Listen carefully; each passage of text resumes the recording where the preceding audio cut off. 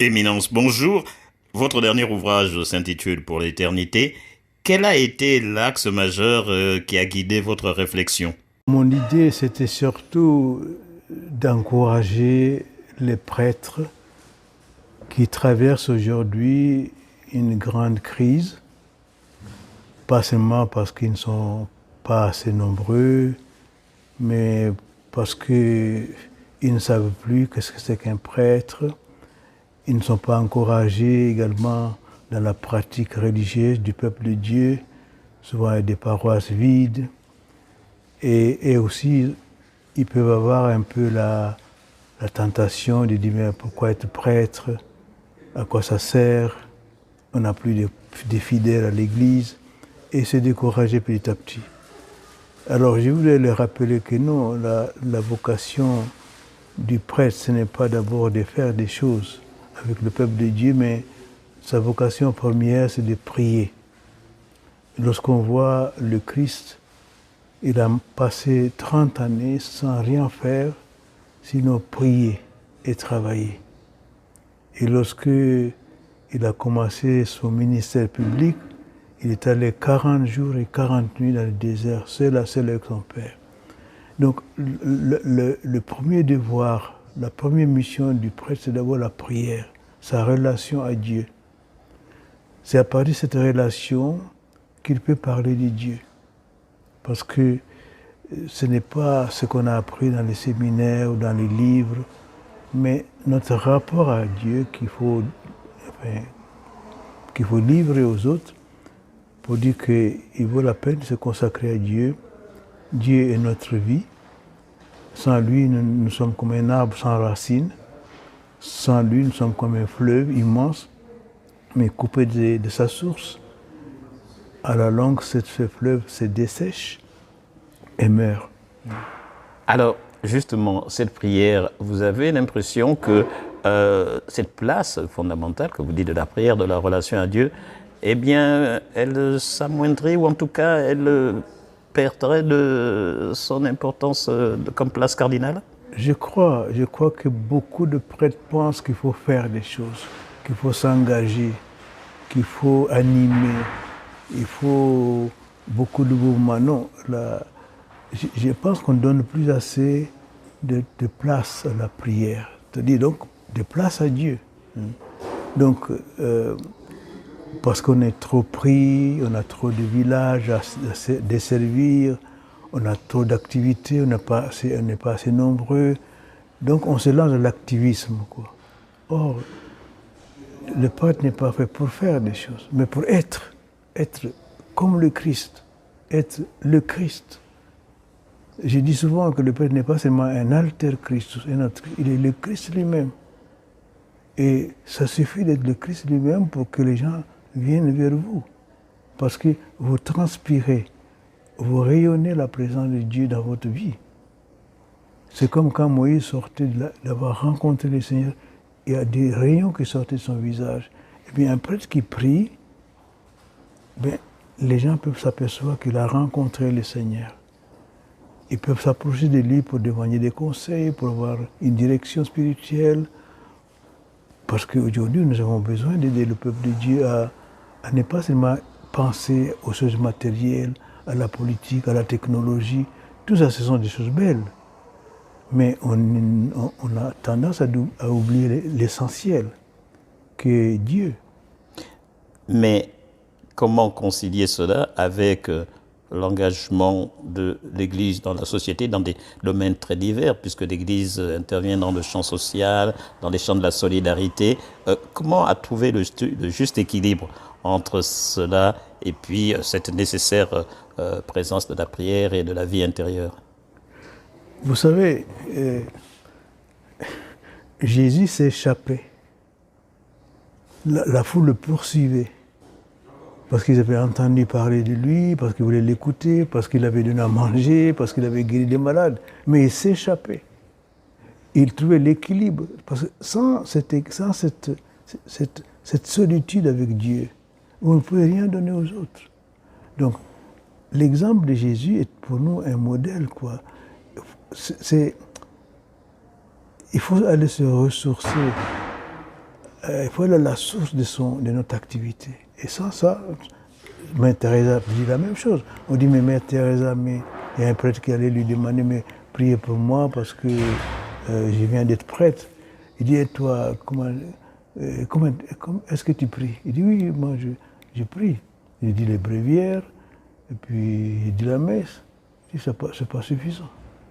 Il faut donner du temps à Dieu. Ça ne suffit pas de dire les bréviaires, il faut donner du temps. L'adoration, la méditation, la rencontre silencieuse avec Dieu. Et donc, c'est vrai qu'il ne faut pas négliger les questions sociales, mais nous ne sommes pas là pour ça. Et les laïcs sont pour ça. Ils sont là pour ça. Il faut former les laïcs à assumer leurs responsabilités. Voyez-vous, dans la primitive Église, il y avait des difficultés. Bon, il y a des veuves à Jérusalem qui se plaignaient, on ne s'occupait pas d'eux. Bon, alors j'ai dit, bon, écoutez, organisons-nous, on va élire des diacres. Choisissez parmi vous des diacres, des personnes que nous allons confier cette tâche-là à eux pour vous faire la charité, la solidarité, etc. Mais nous allons nous consacrer à la prière, à l'enseignement, à la prière, à la parole de Dieu. C'est ça le travail du prêtre. Est-ce que vous avez l'impression qu'il est fait suffisamment de place à ces autres personnes à côté des prêtres dans l'Église d'aujourd'hui pour mener à bien cette mission? Je pense qu'il faut les susciter, voyez-vous. Je pense qu'il y a de bonnes volontés, il y a beaucoup de personnes qui veulent faire du bien, ou qui ont du temps. Bon, il faut les trouver, quoi. Il faut les susciter aussi. Et puis la communauté peut dire, mais nous avons des personnes tout à fait libres, qui peuvent faire ceci, qui peuvent faire cela. Mais il faut les former aussi. L'Église n'est pas une ONG qui fait des choses sociales. Mais en faisant ça, on exprime notre foi. Parce que, voyez-vous, faire du bien, c'est pas facile. Il faut aller à la source de celui qui est le bien lui-même. C'est Dieu qui est le bien. C'est lui qui m'inspire à aller vers les autres. Sinon, on est trop égoïste. Ou bien on veut se vanter, ou bien il est très généreux, on veut des louanges. Non. Pour faire du bien, il faut aller à la source. Et le bien suprême, c'est Dieu. Pour faire la charité, il faut aller à la source. Et l'amour, c'est Dieu. Pour être généreux, il faut aller à la source. Et le plus généreux des hommes, des êtres, c'est Dieu. Voyez-vous. Tant qu'on ne puise pas à la source, on s'épuise. Voyez-vous. Je voudrais, parce que vous l'abordez notamment dans la préface de votre dernier ouvrage, vous demander le regard que vous jetez sur un certain nombre de secousses qui ont touché l'Église. Vous les abordez alors dans divers domaines. Comment vous, avec tout votre vécu, vous regardez ces secousses-là qui touchent l'Église? Oui, c'est-à-dire que, disons, l'Église a été secouée par des questions graves, par des scandales inimaginables, par des choses horribles. C'est vrai. Mais il y a peut-être, d'après les statistiques, 3%. Et les 97% des prêtres qui sont fidèles, on n'en parle pas. Mais je ne dis pas, même si c'est 3%, c'est déjà trop, mais qu'est-ce qui se passe dans la société? On ne fait aucune enquête dans la société, alors qu'il y a des choses plus graves dans la société. Les abus. Alors, c'est-à-dire, il y a une injustice, je pense, qu'on commet vis-à-vis de l'Église, comme si on veut lui dire, mais c'est pas la peine de parler, c'est pas la peine d'éduquer les gens, toi-même tu es compromise, toi-même tu as des prêtres qui sont pas corrects, mais tais-toi, n'enseigne plus la morale. Mais l'Église doit se taire toujours, doit toujours parler, doit toujours exprimer la pensée de Dieu, non pas la pensée d'une personne.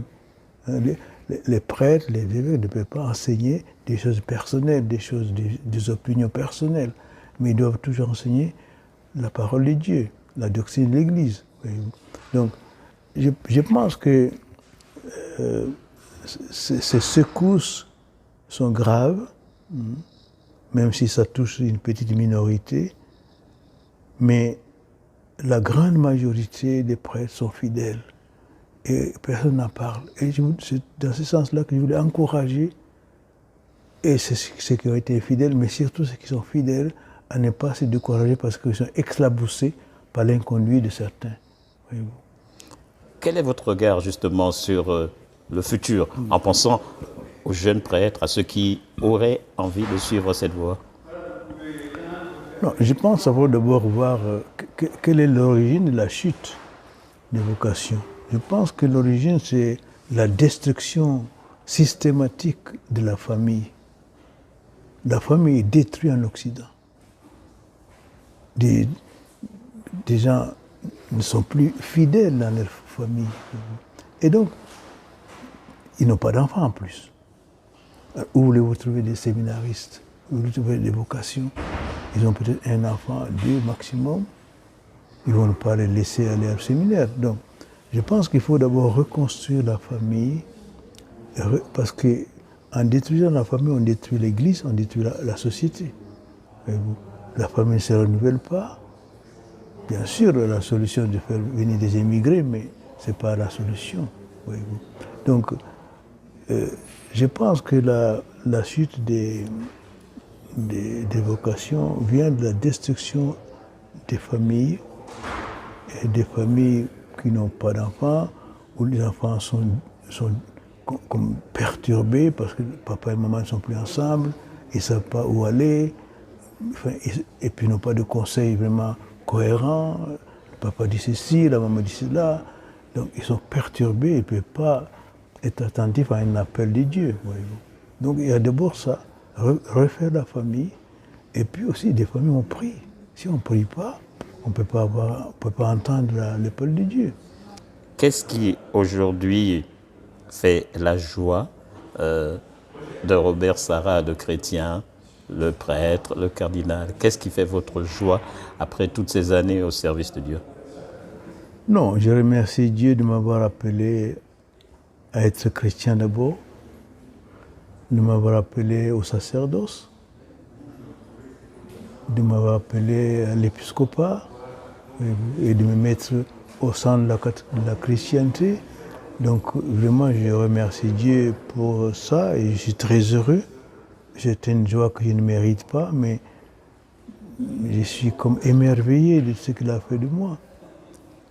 Et je voudrais lui rendre ce qu'il m'a donné, c'est-à-dire le servir avec joie, avec enthousiasme, sans peur, servir le peuple de Dieu, l'encourager à croire, l'encourager à approfondir sa foi chrétienne. Et c'est pourquoi j'essaie d'écrire des livres pour dire, Dieu nous parle encore aujourd'hui, Dieu s'intéresse à nous aujourd'hui, même si nous ne nous intéressons pas à lui. Et voilà ce qu'il nous dit. C'est tout. Et je ne prétends pas être une solution, mais c'est une contribution que j'apporte à l'Église pour que les chrétiens se sentent comme nourris, comme éclairés, comme qu'ils puissent découvrir surtout que Dieu s'intéresse au sérieux, qu'il veut leur parler, qu'il veut leur donner une doctrine, un enseignement qui est comme un chemin qui va les conduire vers Dieu, un rapport personnel, parce que c'est ça la foi, avoir un rapport personnel avec Dieu. Ça ne suffit pas d'aller à l'église si on n'a pas de rapport amical, de père en fils, de rapport de confiance. Et c'est ça la foi. Lui faire confiance et abandonner sa vie entre les mains de Dieu. C'est ça. Donc je suis très heureux de ce que je fais. Et je ne dis pas que c'est toujours facile. Je ne dis pas que je fais toujours bien. C'est impossible. Un homme a toujours des défauts, des